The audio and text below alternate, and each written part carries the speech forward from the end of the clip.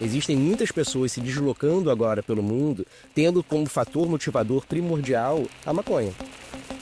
Então acaba sendo tendencioso a mostrar mais lados positivos para tentar quebrar tabus. Mas existem problemas também. Talvez o meu papel maior, talvez é não contribuir para que o turismo canábico fique apenas na mão de um segmento que criticou a maconha a vida inteira e que agora, vendo uma possibilidade de mercado, empreenda nisso.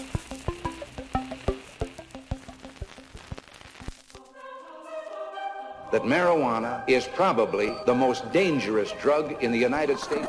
E eu acho que as campanhas antidrogas são muito ineficientes. Regulação de um mercado que já existe. Regulação. Trata de ver se o caso da maconha pode ser regulada, ao invés de ser simplesmente proibida. Herb is a plant. I mean, herbs are good for everything. Gilberto Gil declarou que, entre aspas, gostava da maconha. Olá, olá! Eu sou a Anitta Crepe e você está ouvindo o Cannabis Hoje Pode, o podcast que te conta os avanços da cannabis e dos psicodélicos com contexto e análise, gerando debates guiados pelos maiores especialistas no assunto. A terceira temporada do Cannabis Hoje Pode tem o apoio de Unileia, USA Hemp, Tristar, Bliss, Let's Indoor, NetSeeds, Aleda e Gorilla. Essas marcas reconhecem o valor da comunicação responsável e do jornalismo de qualidade para apontar os caminhos do setor com informação e análise para normalizar o que um dia foi tabu. Fica aqui comigo que eu já volto.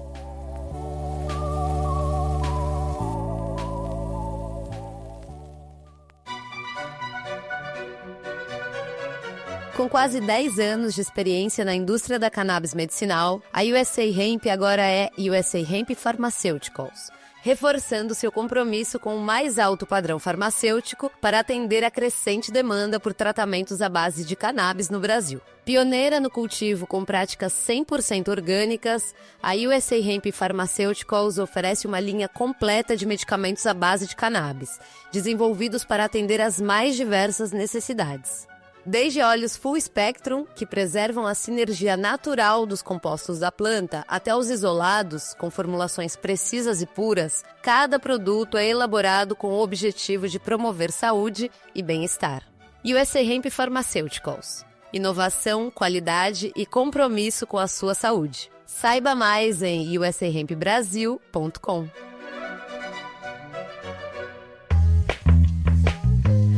Nesta semana, no 61º episódio do Cannabis Hoje Pode, eu conversei com o Thiago Pereira, que atualmente coordena um núcleo de estudos sobre turismo de drogas vinculado à UERJ, a Universidade do Estado do Rio de Janeiro. No nosso papo, o Thiago apresentou diversos dados, frutos das suas pesquisas na área, que mostram a dimensão e a importância do turismo canábico não só no mundo, e aqui eu tenho certeza que você logo pensou na velha e boa Holanda, mas principalmente no Brasil, que entrou de vez na rota das viagens de quem está interessado em viver e aprender mais sobre cannabis. Vem comigo dar essa volta ao mundo. Thiago Pereira, seja muito bem-vindo ao Cannabis Hoje Pode. Eu estou muito feliz de ter você aqui, Thiago, porque você é um estudioso do turismo da cannabis, e não só da cannabis, mas do turismo de drogas no Brasil e no mundo. Então, ter você aqui para compartilhar com a nossa audiência as reflexões mais importantes desse tema é de luxo. Muito bem-vindo novamente. Poxa, Anitta, eu que agradeço, em primeiro lugar, pelo convite, pela oportunidade de trazer esse tema, para o debate. É uma honra poder participar com vocês. Muito obrigado a todos também pela atenção. A honra é toda nossa. E, Thiago, para começar, conta um pouquinho, então, faz essa apresentação do seu background, né, do que você estuda, de como é que você chegou no setor da cannabis, o que foi que te atraiu para trabalhar com isso. Conta pra gente. Eu vou tentar fazer um breve resumo, na realidade, Eu pesquiso esse tema desde 2012. Na verdade, a minha formação inicial como bacharelado e licenciatura é dentro da geografia, meu mestrado é dentro da geografia e o doutorado também. Mas eu acabei, na verdade, passando num concurso para a UERJ como professor adjunto no departamento de turismo. E trabalhar no departamento de turismo abriu novos horizontes para temas de pesquisa e etc. Em 2012, surgiu uma notícia que varreu o mundo, dizendo que os turistas seriam proibidos de entrar entrarem nos coffee shops na Holanda, a partir de janeiro de 2013. Eu, particularmente, já tinha vivido essa experiência como turista canábico, ido a Amsterdã, etc. Mas eu comecei a perceber um movimento muito grande de pessoas que eu conhecia, pessoas próximas, que começaram, na verdade, a antecipar possíveis viagens, ou, na verdade, planejar uma viagem que não estava no roteiro inicial, assim, justamente para realizar isso ainda em 2012, para viver essa experiência. E eu escutei umas frases assim: eu quero fazer parte de um grupo que vai contar as histórias dos coffee shops, e não o grupo que vai escutar essas histórias. E aí isso me acendeu ali uma luzinha de, opa, existem muitas pessoas se deslocando agora pelo mundo, tendo como fator motivador primordial a maconha. Viver essa experiência de poder entrar num estabelecimento, um coffee shop, que mesmo que não seja legalizado, né, que é tolerado, poder escolher no cardápio, na realidade, comprar uma quantidade, fumar sem um risco de penalidade legal, coisa que para o brasileiro, em 2012, e até hoje, na verdade, é impensável, né? Então, eu percebi essa movimentação e decidi começar a estudar esse fenômeno, né? Um dos fatores que pode levar à segmentação turística, como, por exemplo, turismo de sol e praia, ecoturismo, diferentes tipos de turismo, né, é justamente o fator motivador, né? Então, quando eu percebi que a maconha podia ser um fator motivador, eu comecei a perceber que poderia existir um turismo associado ao cannabis. E comecei a investigar isso, fui para Amsterdã em 2012, coletei vários questionários, 300 e poucos questionários com usuários locais, usuários dos turistas, donos de trabalhadores de coffee shops, etc. E foi uma pesquisa super legal para entender a percepção, se a galera era a favor ou contra essa mudança. Você ia com os questionários? Sim, eu ia com os questionários, exatamente. Debaixo do braço? Na época, em 2012, ainda era prancheta, né? Não era nada como tablet, né? Era literalmente parando as pessoas na rua, entrevistando, entrando nos coffee shops. Foi um estudo super legal, assim. Durante uma semana, eu fiquei envolvido nisso direto lá. E em 2013, mudou o governo federal na Holanda e, no final das contas, deu autonomia para os prefeitos. Né? Os prefeitos puderam escolher, assim, as municipalidades tiveram autonomia. Então, algumas cidades seguiram a lei vigora até hoje, que proíbe a entrada de turistas em coffee shops, principalmente cidades de fronteira, né? Isso vai mudar um pouco agora com a legalização na Alemanha, por exemplo, porque a Alemanha era uma das que mais pressionava por isso, pela questão do tráfico entre os países. Olha Mas o prefeito de Amsterdã, na época, falou: a gente não vai seguir a lei. E aí eu consegui vários dados interessantes, assim, tipo, 16% das pessoas que visitavam Amsterdã visitavam porque queriam ir a um coffee shop, na verdade. Então isso é um dado, acho, relevante, assim, um número significativo. Não, me parece pouco, né? Porque sim, 16%, sim. Né? Tipo, todo mundo, sei lá, até quem não fuma maconha. Isso eram os que queriam ir para um coffee shop, fora, e aí é a outra vertente do turismo canábico. Não precisa ser só o fator motivador. Pode estar relacionado às atividades que ele realiza durante a viagem. Então ele pode estar fazendo aquele roteiro clássico, né? Paris, Amsterdã e Londres, e uma vez que ele passa em Amsterdã, o fator motivador da viagem não foi a maconha. Mas uma vez que ele passou por Amsterdã, ele foi no Hash Marijuana Hemp Museum, ele entrou na Cannabis College, ele foi num coffee shop, comeu um bolo, que seja, que eu não aconselho pra quem não fuma, na verdade. Nossa! Entendeu? Então, é isso.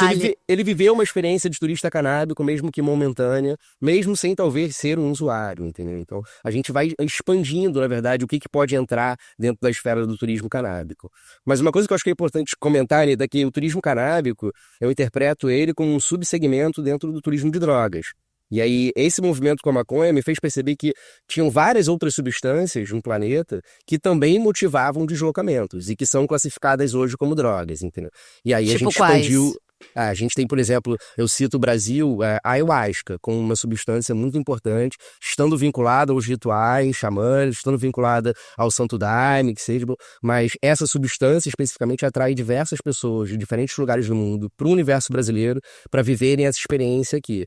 Tem um autor, James Wilkelman, ele faz um trabalho bem legal, assim, que ele vai questionar se essa questão da ayahuasca é drug tourism, turismo de drogas, ou spiritual healing, ou uma cura espiritual, entendeu? Boa discussão, né? Acho que ninguém tem essa resposta. Ele faz um estudo, ele vai para os retiros, ele aplica questionários com os envolvidos, e ele chega numa conclusão muito mais para uma linha de cura espiritual, na verdade, do que necessariamente só turismo de drogas. Tem a sua faceta de turismo de drogas, porque é a substância levando ao deslocamento, mas o foco principal está na experiência ali da autocura, do autoconhecimento, da questão mais espiritual. Assim, eu acho isso super interessante, entendeu?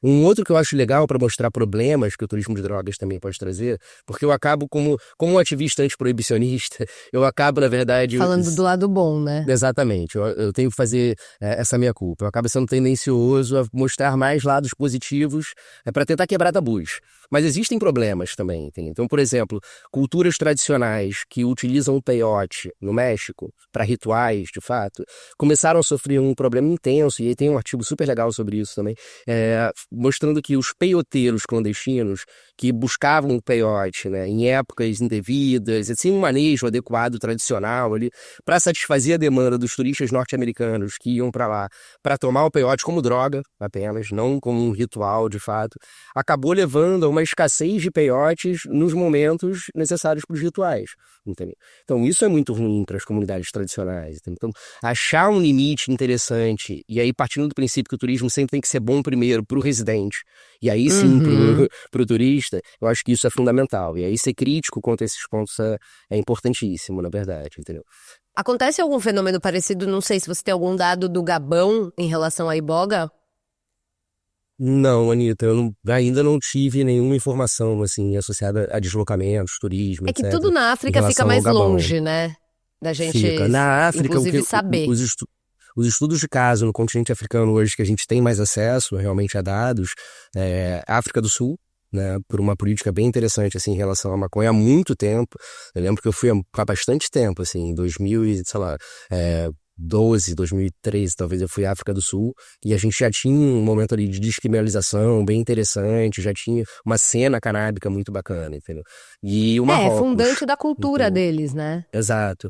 E o Marrocos como um destino que a gente classifica, e aí entrando nas questões de categoria, né, como acadêmico, a gente vai tentando categorizar o que a gente vai vendo, dentro da esfera do turismo canábico, eu vejo, por exemplo, o Marrocos como um exemplo muito interessante de um turismo canábico de base comunitária, na verdade, entendeu? Existe uma tolerância do governo central, né, em relação à produção tradicional do kife, na região das montanhas, no Rif, né? E aí, posteriormente, eles aprendem a técnica e a tecnologia para produzir o haxixe, etc. E se torna muito famoso o haxixe marroquino. E você tem, por exemplo, em Chefchaouen, que é a Cidade Azul, né, em quase todos os hostels ali, você vai ter um cartazinho, assim, tour para as montanhas, tour para conhecer as plantações. E aí tem vários tipos diferentes, assim, um que você vai e volta no mesmo dia, só vê as plantações, outro que você vai ficar lá uns dias, vai ajudar na colheita, vai aprender o processo de produção, e tudo ficando na casa das comunidades tradicionais, sem envolvimento de uma postura de governo ou de política pública voltada para isso, não. Tudo tocado por essas comunidades com uma certa vista grossa, na verdade, do governo, assim, entendeu? E é bem interessante, né? Então, eu acho que esse caso é um dos casos mais antigos que a gente tem. Quando a gente fala sobre o surgimento do turismo de drogas, a gente sabe que as pessoas sempre se deslocaram pelo mundo à procura de substâncias, né, que hoje a gente classifica como drogas. Mas o turismo de drogas mesmo, tem um autor chamado Hoffman, ele diz que ele vai surgir a partir da segunda metade da década de 60, principalmente com os americanos e europeus envolvidos nos movimentos de contracultura, principalmente o movimento hippie, né, que foram para o Sudeste Asiático, foram para o Norte da África, como para o Marrocos, e entraram em contato com diferentes culturas e diferentes substâncias. E aí, no final das contas, retornam para os seus países de origem, falam sobre isso e começa toda essa movimentação para viver essas experiências, etc. Mesmo a popularização da psilocibina também aconteceu no movimento de turismo, né? Que eu não lembro exatamente o nome do cara lá do Bambambam, do milionário que chegou na Maria Sabina, viu aquilo tudo, ficou ali completamente impressionado, depois voltou, contou tudo que tinha visto e aí aquela comunidade foi invadida, né, por um turismo que, inclusive, depois a própria comunidade se voltou contra a Maria Sabina, né, de ter atraído tanta gente e esse turismo predatório, né? Exatamente, eu acho que essa palavra é fundamental, assim, o turismo predatório. A gente tem que tomar cuidado com isso em todos os segmentos turísticos, inclusive e talvez principalmente no turismo de drogas, assim. Antes da gente, eu acho, talvez entrar especificamente no turismo canábico, só para talvez ilustrar, assim, alguns destinos. Então a gente tem, por exemplo, na Colômbia e na Bolívia, um turismo de drogas muito associado à cocaína, por exemplo. A gente vai ter aqui no Nordeste brasileiro, em Tratigi, um turismo de drogas associado a drogas sintéticas durante, por exemplo, festivais de músicas eletrônicas. A gente vai ter ter no Peru a questão do cacto São Pedro, no México o peiote, que eu havia comentado. Quando você vai para o Triângulo Dourado, no Sudeste Asiático, você vai ter a questão do ópio, a questão da heroína, a questão da maconha, dos cogumelos. Então é isso, a gente percebe que, eu não vou ficar citando muitos, mas espalhados pelo globo como um todo, em todos os continentes, a gente vai ter pelo menos um destino que tem alguma substância que atrai turistas, né, para essas experiências, assim. Então acho que é legal só para ter esse panorama mais global. A gente vai voltar para isso mais para frente, mas assim, esses dias a gente estava conversando e você me deu um dado que me deixou muito chocada, né? Que apenas no ano de 2023 aconteceram 197 eventos canábicos, se não me engano, 123. no Brasil. 123, olha eu exato. já aumentando. E aí eu fiquei, mesmo assim é bastante, né? E eu sabia que a gente tem cada vez mais eventos, mas não sabia que já eram tantos. Então conta pra gente, Thiago, que tipo de evento entrou nessa lista e como foi que esse fenômeno se deu? No departamento de turismo da UERJ, como eu disse, eu pesquiso turismo canábico, turismo de drogas desde 2012, mas em 2018 a gente fundou um núcleo de estudo sobre turismo de drogas, né? Uma coisa formalizada, com bolsistas, iniciação científica, parceiros. E aí dentro desse núcleo, na verdade, a gente foi criando algumas linhas de investigação. Uma delas foi trabalhar com turismo canábico, claro, porque a maior parte das mudanças de percepção e legislação no mundo acontecem com a maconha, né? Então, inúmeros destinos surgem, pipocam, a torta e a direita agora. E a gente foi olhar o Brasil, especificamente. E aí, dentro do Brasil, naquela ideia da categorização, né, que eu brinquei ali atrás, a gente percebeu que existe um turismo canábico de experiência mesmo, de consumo, mesmo no Brasil ainda sendo ilegal, ainda atualmente não é uma infração administrativa, etc. Mudou um pouco ali, mas ainda é ilegal. E existem esses destinos. Eu até conversei contigo naquele papo, por exemplo, São Tomé das Letras. São Tomé das Letras é super famoso no Brasil por essa associação com destino associado a cogumelos, associado a maconha. Você vai em São Tomé, tem os ímãs de geladeira com a folhinha da maconha. Então existe toda uma utilização dessa ideia de imagem de destino turismo canábico para o marketing turístico de São Tomé. Mas é ilegal, né?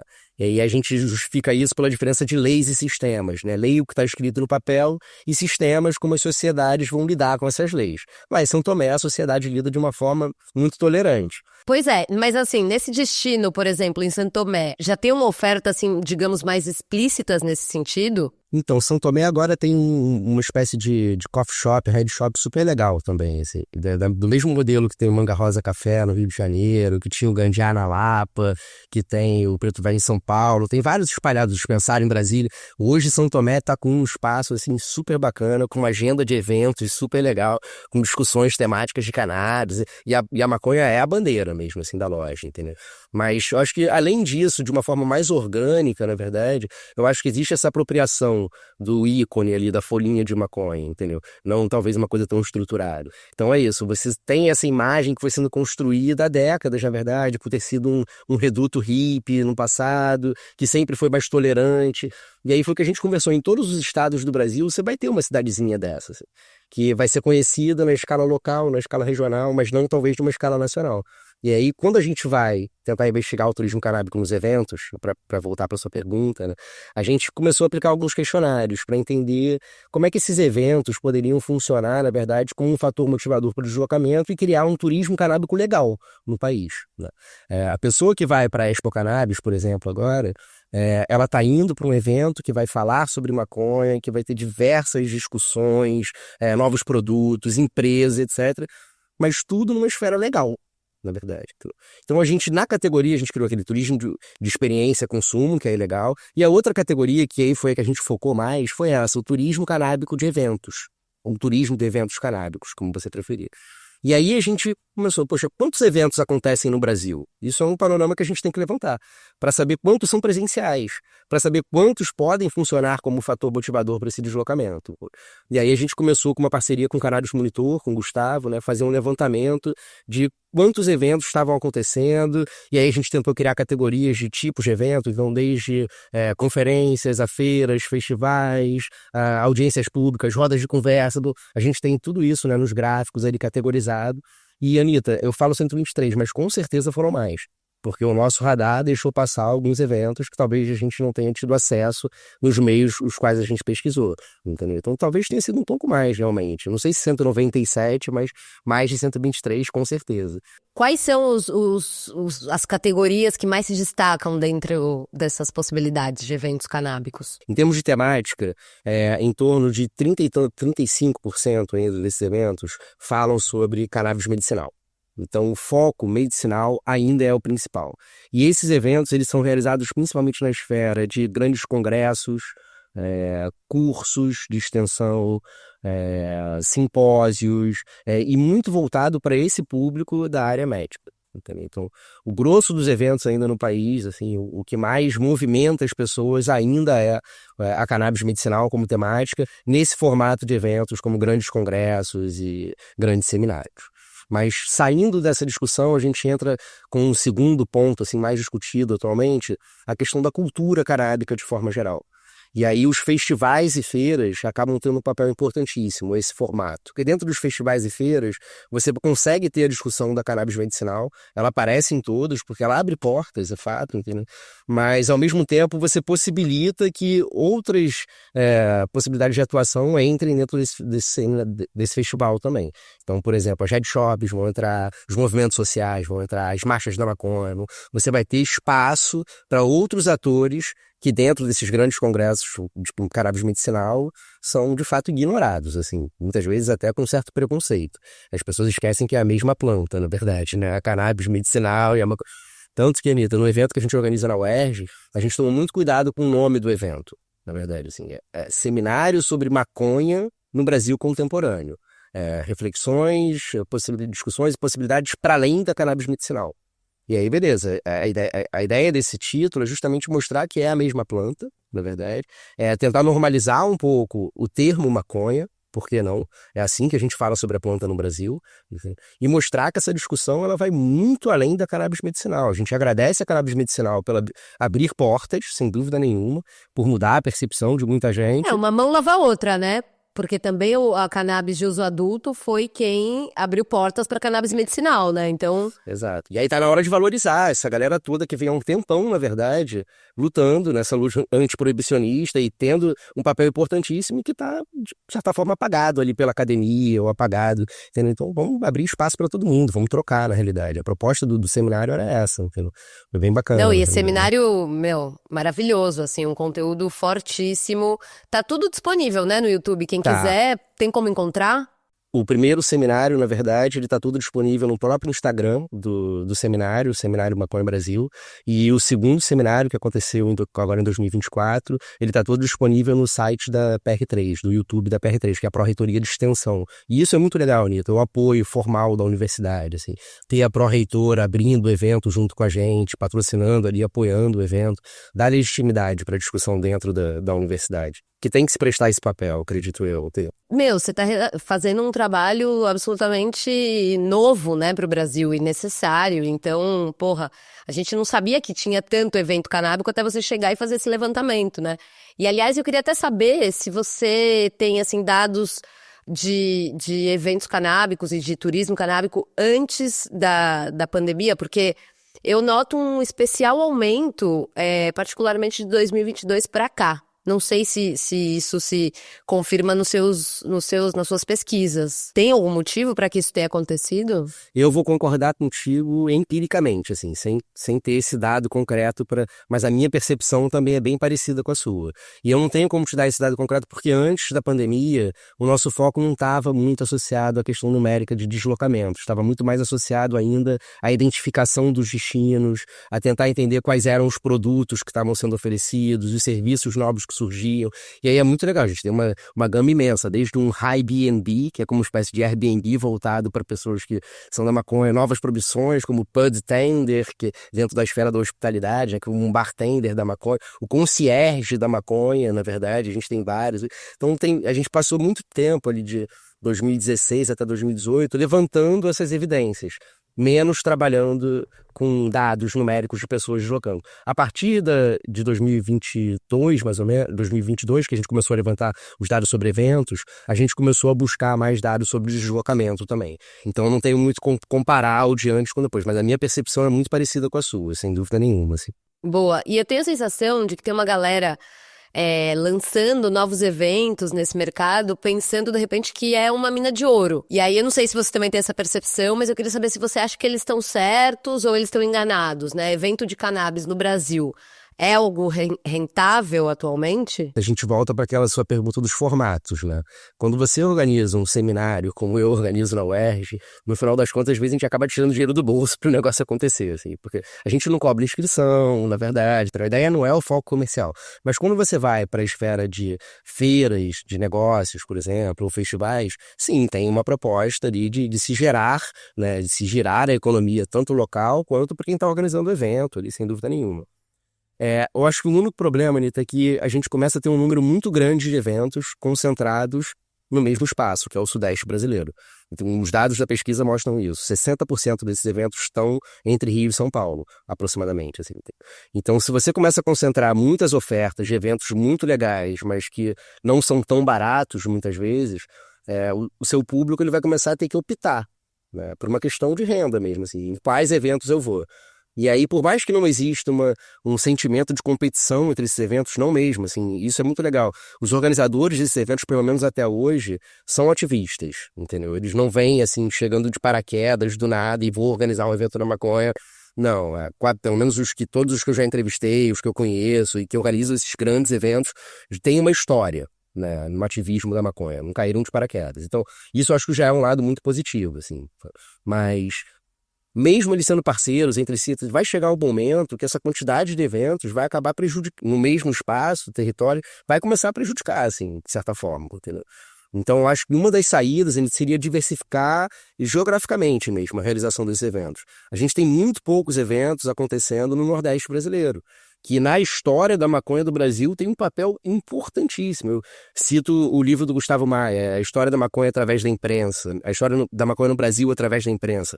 Poxa, ele vai contando desde lá de 1800 e tanto, como é que era vista, na verdade, a maconha no Brasil, em vários lugares, através do que a imprensa relata. Poxa, muitos dos artigos e reportagens são do Nordeste brasileiro, do Norte, entendeu? Então, resgatar um pouco essa história. É a nossa Califórnia, pô. Exato, resgatar essa história, organizar esses eventos lá, levar essa discussão com qualidade para lá. Teve um cara que organizou o primeiro seminário da maconha do Agreste recentemente, o Diógenes. Pô, uma iniciativa super bacana, entendeu? É isso, tentar diversificar um pouco mais. E aí, quem sabe, um desses eventos que está sendo realizado constantemente em São Paulo, por que não fazer uma edição itinerante, tentar inovar um pouco nesse sentido vai ser importante em algum momento. É mesmo, né? Acho que pode ser bem, bem importante, porque a gente não tem nenhuma...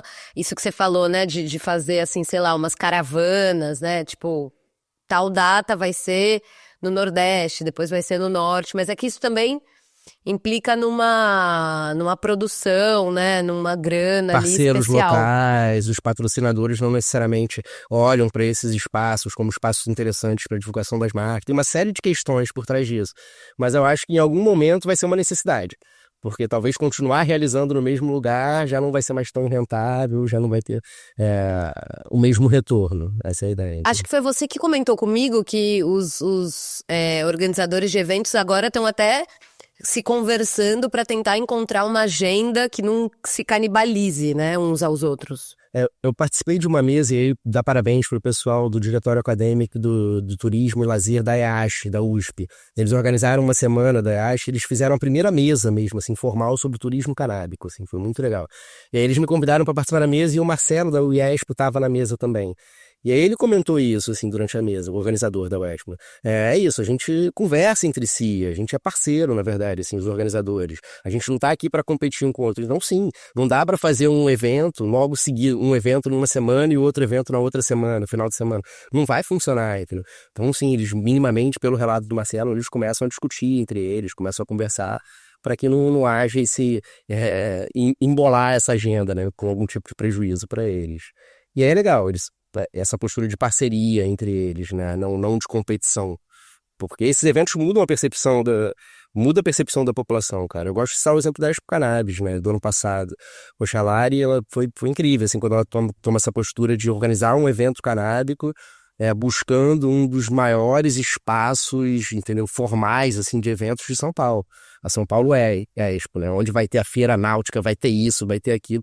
A quantidade de exposição na mídia que esse evento teve, assim, é impressionante. E aí pessoas que não estão na nossa bolha, né, começam a ver aquela notazinha no jornal da Expo Cannabis, isso é fundamental, entendeu? É tratar o tema, de fato, de cabeça erguida, sair um pouco do universo underground, entendeu? Nesses eventos é importante. Não que não tenham que ter os eventos undergrounds, também tem que ter, tem público para isso, mas mudar a percepção, eu acho que é fundamental abrir novas portas. E para abrir novas portas, você precisa fazer coisas diferentes. Então, eu acho que isso é legal, assim, né? De quem está organizando hoje. Bueníssimo. Então a gente está aqui com o Thiago Pereira, da Netude. É isso? É Netude, Thiago? Netude, Núcleo de Estudo sobre Turismo de Drogas, do Departamento de Turismo da UERJ. Agora a gente vai para o intervalinho e na volta a gente continua com o Thiago. O uso da cannabis medicinal está revolucionando a odontologia. Com propriedades terapêuticas comprovadas, o CBD está se destacando no controle de dores, bruxismo e inflamações bucais, além de melhorar a recuperação pós-operatória. A autorização da Anvisa para prescrição por dentistas abre as portas para tratamentos mais humanizados e inovadores. Por isso, buscar uma especialização nessa área significa oferecer soluções personalizadas aos pacientes e se posicionar na vanguarda de um mercado em expansão. Não fique para trás e prepare-se para o futuro da odontologia endocannabinoide com a Unileia, que oferece uma pós-graduação bem completa nessa área. Para saber mais, acesse unileiacannabis.com.br. Estamos de volta com o Cannabis hoje convidando o Thiago Pereira, da Netude, da UERJ. Ele que é o principal estudioso do turismo canábico no Brasil e no mundo. Thiago, os brasileiros sempre foram ótimos, né, em exportar turista para evento de maconha. Você vai para qualquer lugar do mundo e tem lá um brasileiro, né? Só que agora a gente está vivendo um fenômeno novo que o Brasil, que é justamente a entrada do Brasil nesse mapa mundi do turismo canábico.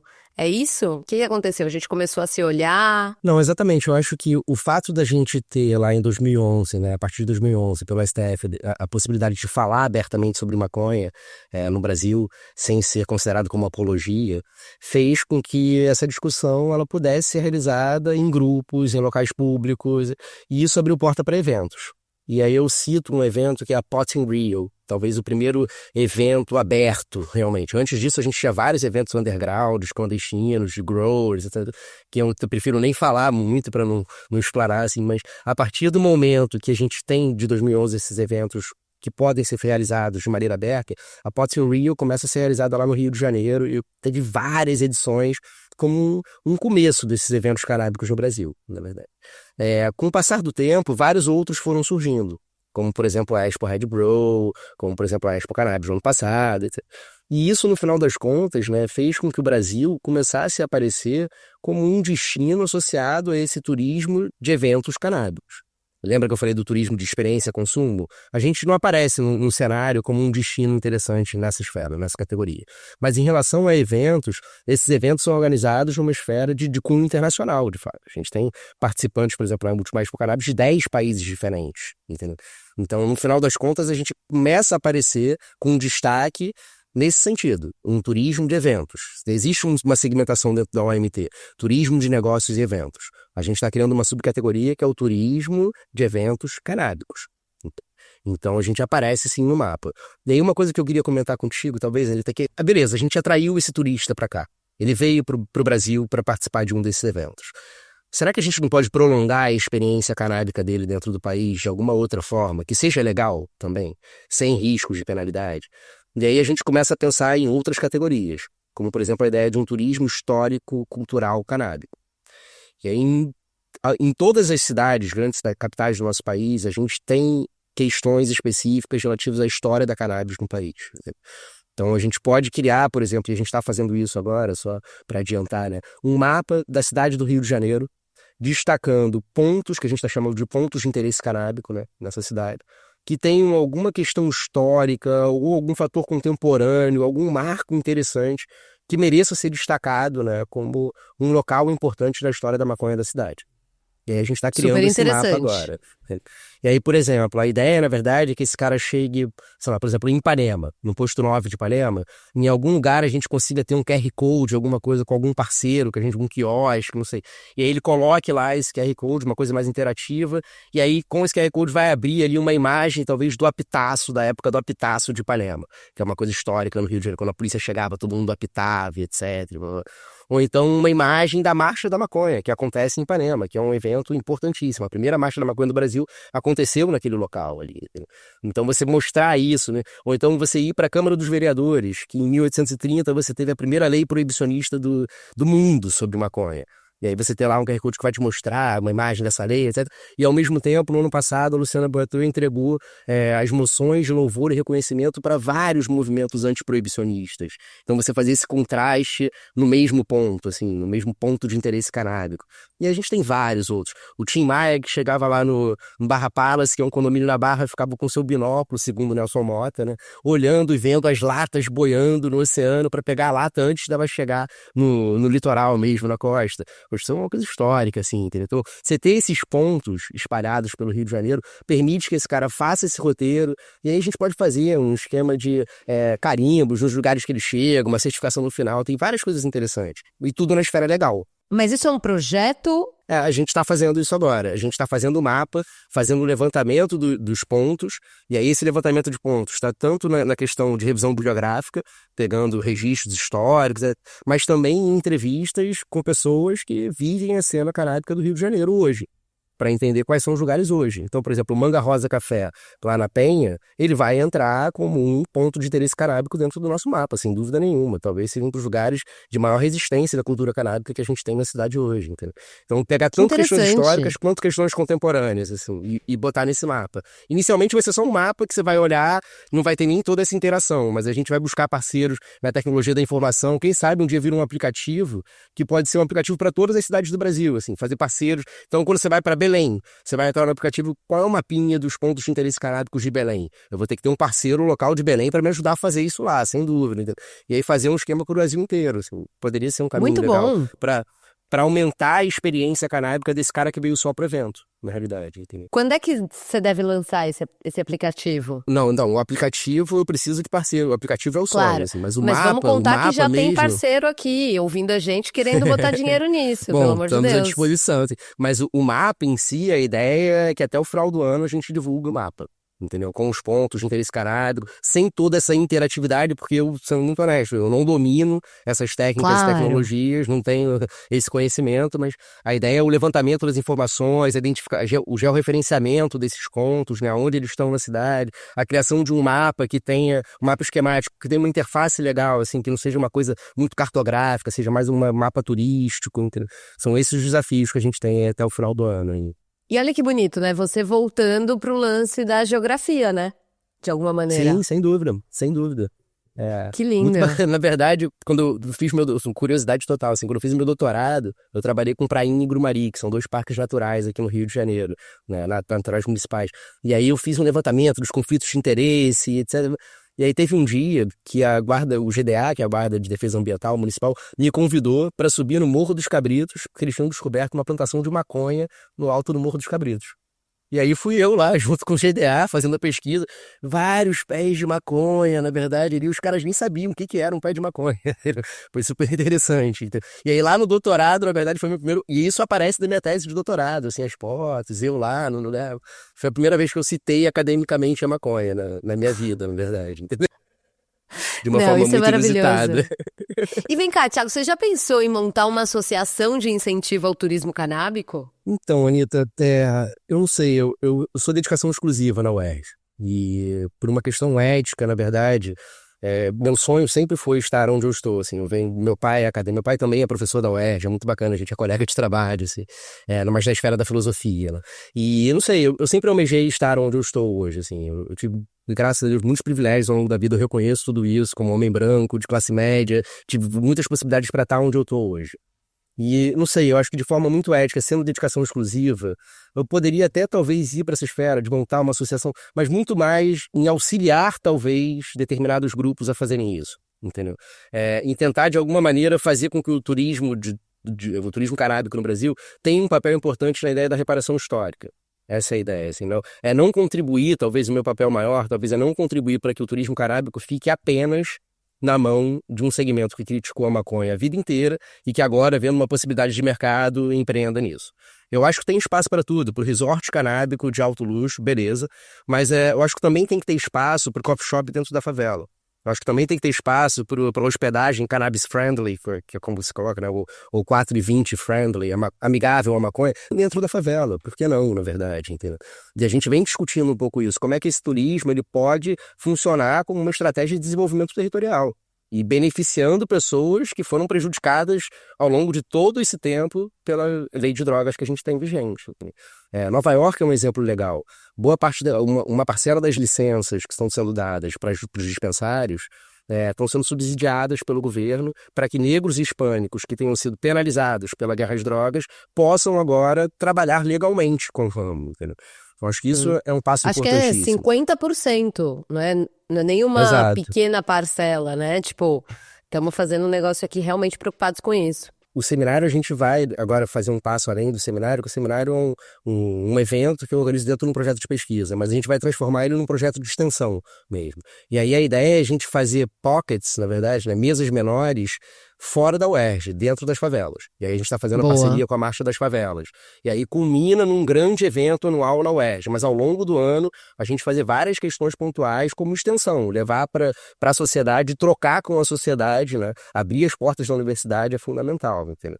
Eu acho que meu papel talvez seja mais esse, Anitta, do que necessariamente vir a lucrar com uma associação ou com um projeto, uma agência de turismo. Uma galera me pergunta, por que você não abre uma agência de turismo canábico? Você sabe?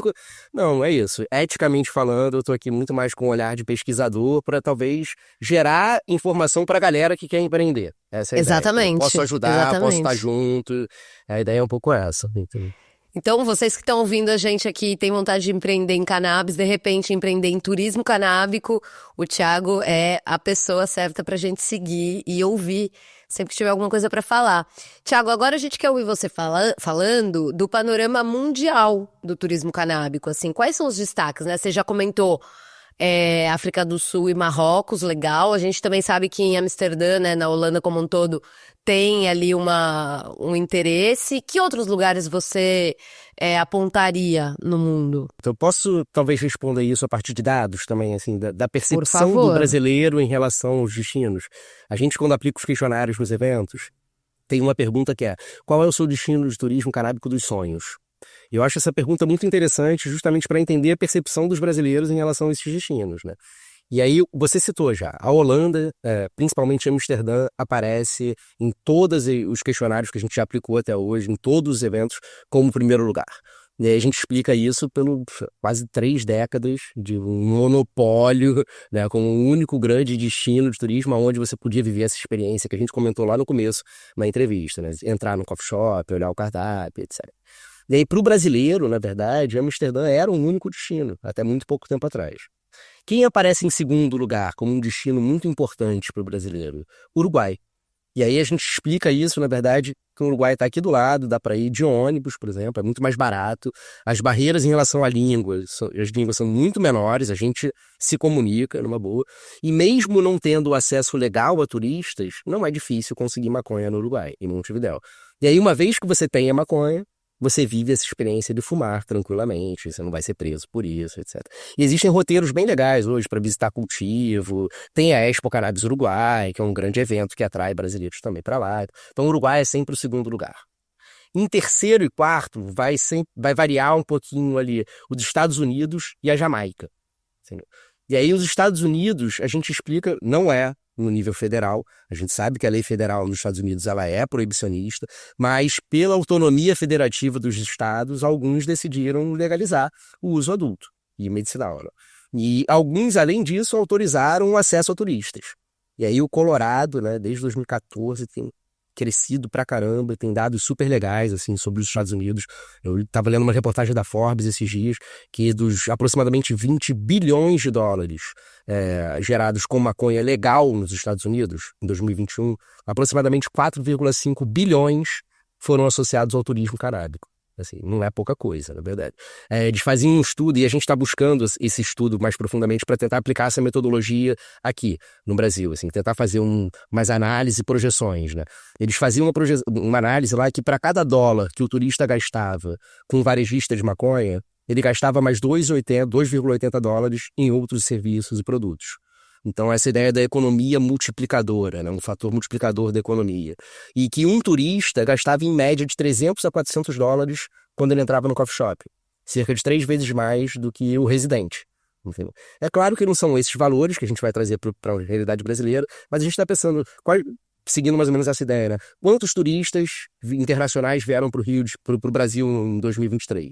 Se a gente pegar um percentual super baixo, assim, 3% desses turistas, se 3% desses turistas fossem turistas canábicos, se gastassem em torno de 300 a 400 reais, quanto a gente teria girado aqui de impostos, de efeitos multiplicadores? Esse é um caminho, talvez, também, Anitta, para convencer algumas pessoas a mudarem. Entendeu? O Rio de Janeiro vive hoje um problema seríssimo fiscal. Está dentro de um regime de recuperação fiscal.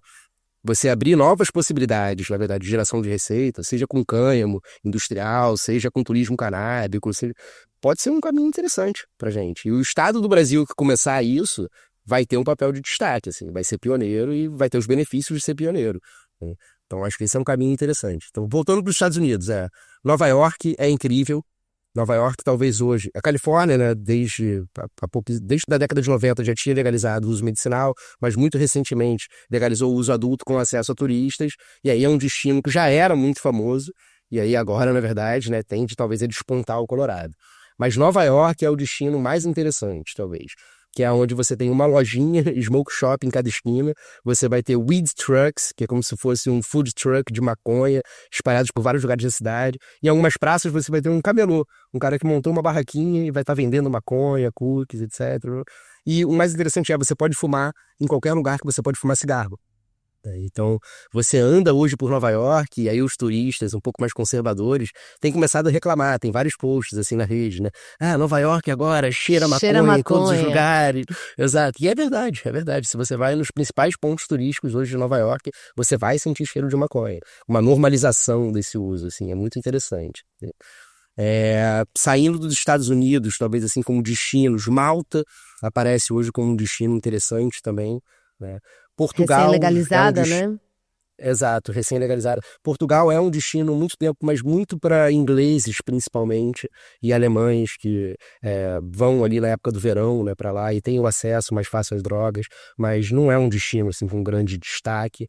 E Barcelona hoje vem assumindo talvez um protagonismo muito grande, principalmente pelas políticas que vem acontecendo na Holanda. A Holanda talvez tenha ficado meio saturada desse tipo de turismo e hoje, por exemplo, eles têm propagandas assim, se você quer sexo e droga, simplesmente não venha, nós não queremos você, entendeu? Bem direto. Existem uma série de restrições agora para os coffee shops, você não pode mais fumar em lugar público. A ideia do governo hoje, de Amsterdã e o governo da Holanda como um todo, é justamente reduzir essa imagem de destino canábico. Tem vários outros destinos surgindo no mundo agora, ok. Assim, mas a Espanha, Barcelona vem assumindo esse papel. Exato. E Barcelona vem assumindo o papel hoje na visão global, assim, na Europa, no lugar de Amsterdã. E você acha que a Alemanha pode chegar a ser um lugar de destaque também? Poderia, mas acho que não vai, minha percepção, eu acho que não vai acontecer, de verdade. Por quê?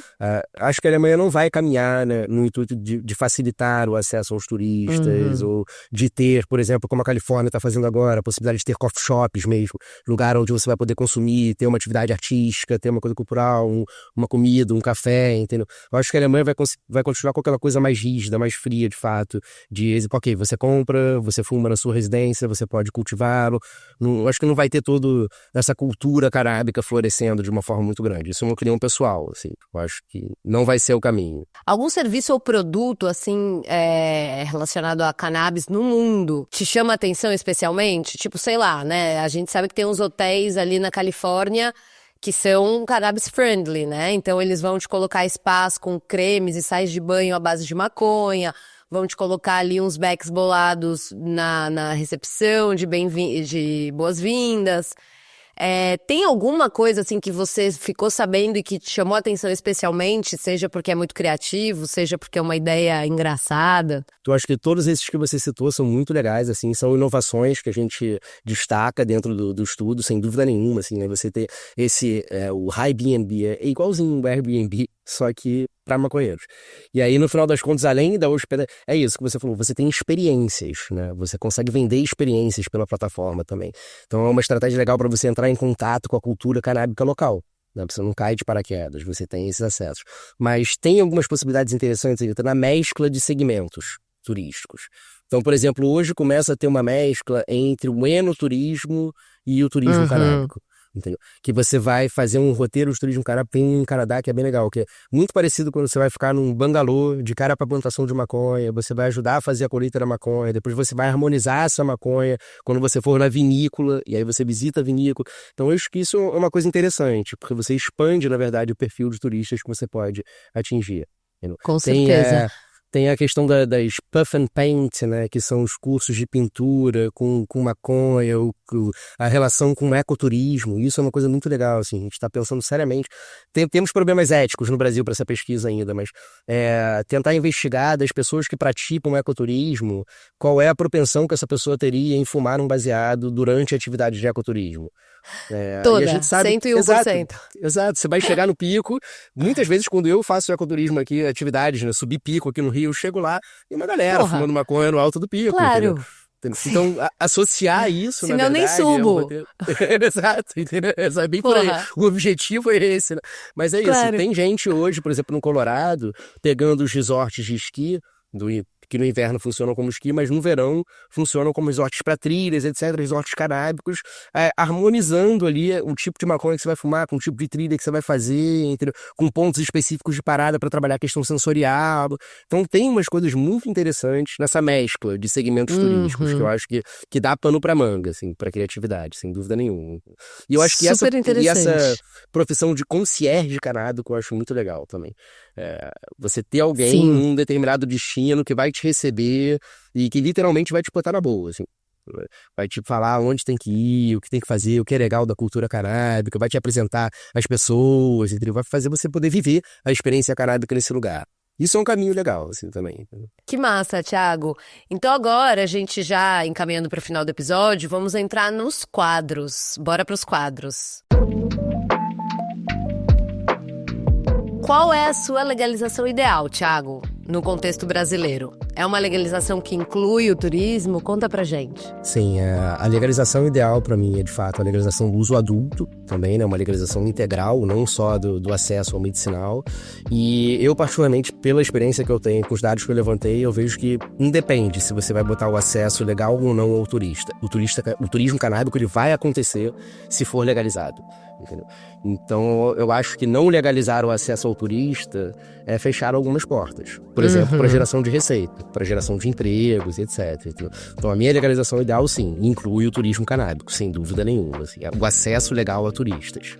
Não esperava nada menos de você. E agora no Cannabis Indica a gente quer uma sugestão ou de conteúdo canábico ou de pessoa que você acha massa pra gente seguir. Enfim, o que você quer sugerir, indicar pra nossa audiência? Bacana. Eu comentei sobre um livro há pouco tempo que eu acho que vale a pena para qualquer um que queira entender minimamente como é que a gente chegou onde a gente chegou no proibicionismo no Brasil. Assim.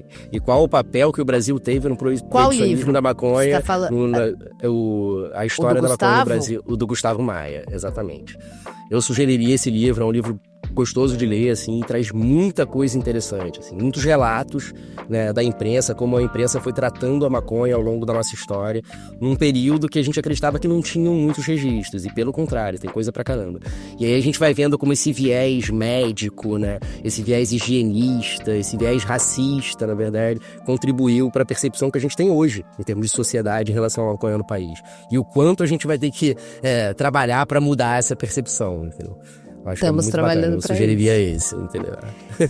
E agora, então, Thiago, deixa pra gente os seus contatos, né? Quem tá ouvindo e falou, puta, eu quero entrar em contato com o Thiago, quero, sei lá, ajudar ele na pesquisa, quero saber mais. Como que a gente te encontra? Perfeito, eu posso passar 2 e-mails para vocês, o e-mail do Netude, netude.erg@gmail.com, netude.uerg@gmail.com, e posso passar também o meu que eu acesso com mais frequência, que é o THP, T de Thiago, H de helicóptero, P de Pereira, 21, @hotmail.com. É Hotmail ainda, bem antigo. Não tá enganado, não, é isso mesmo. Não, é isso mesmo, por incrível que pareça. Estamos aqui com um homem clássico. Exato. E tem um homem já de 43 anos, na verdade. Um carinha de 41. Tem um Instagram também, que é @thiagopereira353. E aí eu confesso que no meu Instagram eu basicamente compartilho coisas associadas ao trabalho sobre o turismo canábico. No Instagram pessoal, mas eu não costumo publicar muita coisa, a não ser trabalho. Bueníssimo. Então é isso, Thiago. Adorei o nosso papo, como sempre. Você trazendo informações super interessantes e inspiradoras, né? Porque se tem alguém aqui pensando em trabalhar, de repente, com turismo canábico, já vai aqui se munir de informações para fazer desse sonho realidade. Então é isso. Obrigada. Volte sempre. As portas do Cannabis Hoje Pode estão sempre abertas para você, Thiago. Anitta, eu posso só, antes de me despedir, só fazer aqui um marketing, uma propaganda Óbvio. De um projeto que a gente está lançando agora, rapidinho. Na Expo Cannabis agora, em novembro, vamos lançar o livro Maconha no Brasil Contemporâneo, Reflexões, Desafios e Possibilidades para além da Cannabis Medicinal, que é um livro com diversos textos de uma galera muito bacana que participou do primeiro seminário. Então a gente tem mais de 20 capítulos nesse livro, incluindo diversas áreas, desde o turismo canábico até as head shops, até a questão das associações, tem de tudo ali dentro, assim, tentando mostrar um pouco do panorama da maconha no Brasil. E o mais legal, pessoal, é que esse livro ele é gratuito, então vai ser um e-book e durante a Expo Cannabis a gente vai ter lá uns banners espalhados com QR Code para quem quiser. Bueníssimo. Só botar o QR Code e baixar. A ideia é democratizar o conhecimento sobre a maconha no Brasil, pra gente ter um debate de qualidade, assim. E aí eu agradeço já alguns parceiros que a gente, na verdade, conseguiu uns parceiros para imprimir umas cópias desse livro que a gente também vai distribuir gratuitamente lá na Expo Cannabis. Então, Eu todos quero uma convidados pro cópia, nosso pelo amor de lançamento. Deus. Quem são Beleza. os parceiros? Tô abrindo aqui a lista toda, porque, poxa, esses parceiros são fundamentais, na verdade, pra gente poder conseguir lançar esse livro também de forma impressa, né? A gente conseguiu fazer com a parceria com a Vista Chinesa, eu acho que é importante comentar isso também, né? A publicação do livro, do e-book. E a gente tem aqui todos os nossos parceiros. A PEP, como eu disse para vocês, né? É uma associação super importante aqui do Rio de Janeiro, com a Margarete, e estão apoiando 100% o nosso livro. A Flora Urbana, né? Também parceira pra caramba com o Ismael. A Expo Cannabis Brasil, que também está entrando como parceira apoiadora para impressão desses livros. A Esquadra Fum, né, do Jarrão. A Nave Névoa, que também é um espaço incrível que eu gostaria de recomendar em Búzios. É uma weed shop de Búzios, entendeu? Que tem uma agenda cultural incrível, assim, relacionada à maconha. E a Kaya Mind também está entrando com a gente como parceira. Muito bom, gente. Então a gente agradece de verdade a esses parceiros, assim. Então é isso, querido. Volte sempre e nos vemos logo. Poxa, muito obrigado mais uma vez pela oportunidade, Anitta. Foi um enorme prazer poder bater esse papo aqui contigo. Espero que o pessoal tenha curtido aí também. E qualquer coisa é só me procurar pelos caminhos ali que a Anitta passou pra vocês. Tamo junto. É isso, tamo junto. Beijos.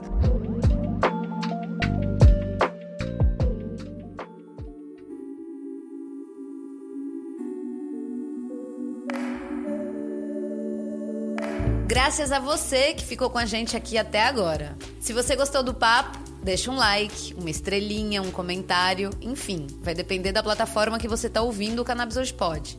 Mas não deixa de fazer isso não, e se puder, compartilhe o episódio com um amigo, porque ajuda demais a espalhar e engrandecer o nosso trabalho. E se quiser falar comigo, é só mandar um alô no cannabishoje@gmail.com ou seguir a gente no Instagram, no @cannabishoje. O Cannabis Hoje Pode vai ao ar toda terça-feira. É apresentado por mim, Anitta Crepe, e produzido pela Leopoldo Electrical Group.